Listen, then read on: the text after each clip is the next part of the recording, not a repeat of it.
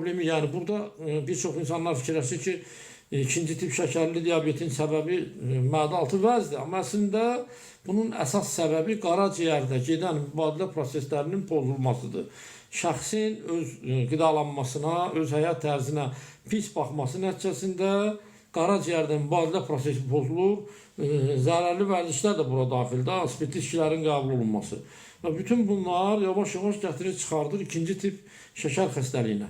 Və ikinci tip şəkər xəstəliyi də kişi cinsi zəifliyi üçün əsas faktorlardan biridir. Yəni, əsas onun səbəblərindən biridir. Növbəti bir kişi cinsi zəifliyini yaradan bir səbəbi də demək istəyirəm. Bu da arterial qan təzyiqinin artmasıdır. Yəni, bildiyimiz kimi standart olaraq normal insanda arterial qan təzyiqi 120-nin 80-ə olmalıdır. Amma insanlarda müəyyən səbəblərdən, əsas da nə səbəblərdən?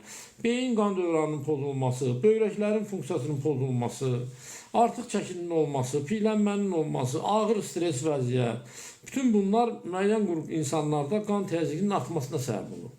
Və qan təzyiqinin artması da penil qan dövranı, yəni sünnətdə qan dövranının pozulmasına gətirir. Sünnət özü də belə deyəndə, yəni xalq dilində desək, bu özü damarlardır. Yəni sünnət özü damar quruluşa malik olan bir orqandır və o qanla dolur və kişidə ereksiya alınır, yəni sətləşmə olur.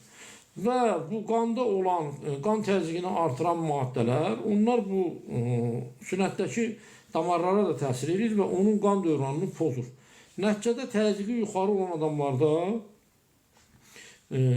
cinsi funksiyada pozulmalar baş verir, sətləşmədə pozulma baş verir. Və üstəgəl bir məsələni də qeyd edeyim ki, və buna qarşı qəbul olunan dərmanlar özləri də penisin qan dövranını pozur. Yəni orada da bu dərmanlar özləri də kişi cinsi funksiyasına mənfi təsir edir.